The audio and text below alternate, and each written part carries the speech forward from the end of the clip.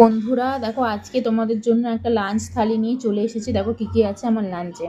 দেখো এখানে আছে ভাত গরম গরম, আর দেখো এখানে আছে একটা চচ্চড়ি সবজি দিয়ে, আর চিংড়ি মাছ আছে, আর এটা আছে পটল পোস্ত, আর এখানে আছে দেখো একটা তেলাপিয়া মাছের ঝাল, আর এখানে আছে চিংড়ি পটল আর ঢ্যাঁড়স দিয়ে একটা তরকারি, আর এখানে আছে দেখো ডিম।